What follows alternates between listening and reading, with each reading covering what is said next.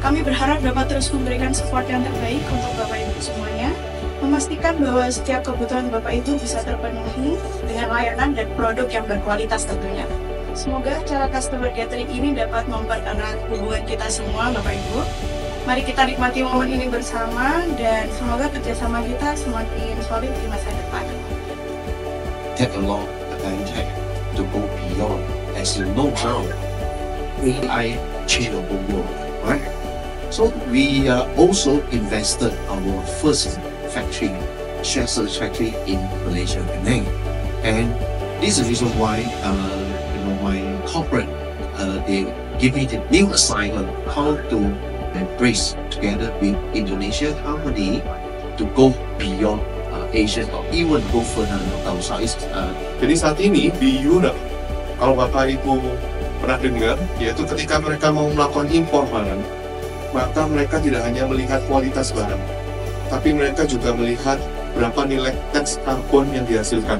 Mungkin kita pernah dengar, sekarang mulai sering dengar tentang istilah carbon tax, atau istilah lainnya adalah carbon market. Jadi mulai ada masalah perdagangan karbon. Jadi karbon ini bukan hanya kita menghasilkan karbon, tapi mereka juga ada perdagangannya. Jadi ada karbon input dan karbon output. Entah nanti Bapak dan Ibu semuanya bisa develop sendiri atau perlu dibantu oleh rekan lain. Bayangkan dulu, konsep seperti ini bisa dijalankan di perusahaan Bapak dan Ibu. WFH semua aja, kontrol dari rumah. Oh lihat, temperatur boiler segini sekian, temperatur tangki segini sekian, aman. Oh speed motor ini sekian, vibrasinya masih aman. Dengan adanya smart digital transformation, sebenarnya apa aja yang bisa kita dapatkan? Yang pertama pasti efisiensi. Yang awalnya kita dengan menggunakan pack baru, kemudian sekarang kita bisa ambil datanya secara langsung kita bisa bikin actual report, kemudian get data from AI. Jadi Advantech ini adalah perusahaan kita channel partner dari Advantech yang fokusnya adalah kita handle di sisi software dan juga IoT implementation. Hampir semua sekarang software harusnya sudah web based. Semua platform sudah harus web based dan harus mudah untuk dikustomisasi. Jadi ketika kita buat solusi software, tapi untuk maintenance-nya kita harus manggil.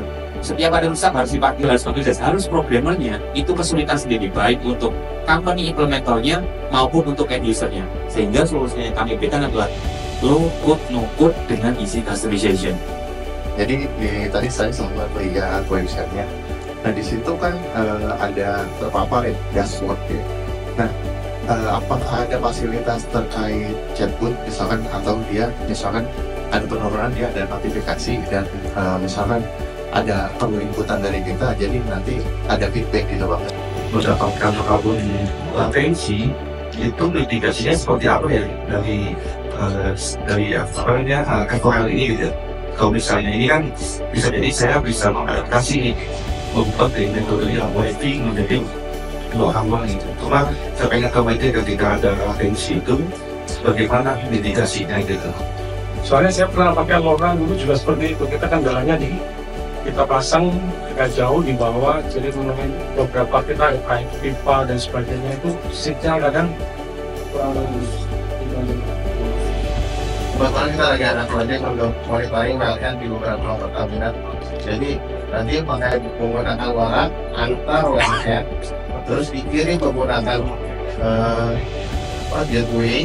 Nah, gateway-nya juga apa yang tadi coba sampaikan. Jadi ada dua itu biar nanti data yang loss masih ada tercover sama data yang masuk yang lainnya. Melakukan saving energi terutama di power yang kita gunakan di AHU. AHU kan nggak seperti AC ya, karena di AHU juga ada heater di sana yang sangat benar-benar makan energi yang sangat besar ya Pak Ferry. Bagaimana kita bisa saving more di power yang notabene-nya AHU ini paling besar gitu Pak di manufacturing kita. Terima kasih Pak. Karena dari behavior ini, ketika kita sering memberikan inputan, maka itu artinya kita memberikan training gitu kepada AI yang sistem yang ada. Nah, oleh karena itu bukan hanya memberikan sebuah kayak langkah-langkah praktis apa aja yang menjadi penyebabnya, tapi semakin lama jika kita memberikan inputan semakin banyak, data ini kan semakin lengkap. Karena kaitan AI itu cuma hanya satu yang penting, itu adalah big data. kita ketika ada area yang biasanya jauh yang terdapat latensi dan kemudian delay, biasanya kita sarankan memberikan 2 gateway seperti itu. Jadi nanti dari satu node dia bisa mengirimkan ke 2 gateway, tidak hanya 1 gateway, ke 2 gateway. Ketika yang gateway yang satunya karena mungkin jaraknya terlalu jauh, otomatis latensinya juga terlalu tinggi yang kita bisa mendapatkan data secara aturan, otomatis bisa di cover dengan gateway satu. Kalau seumpamanya permasalahannya memang jaraknya jauh, tapi datanya mau tetap recover, yang kita dekatkan gateway.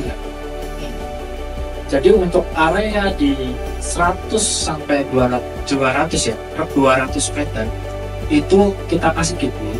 Dari gateway-nya itu yang bisa menggunakan blok plat.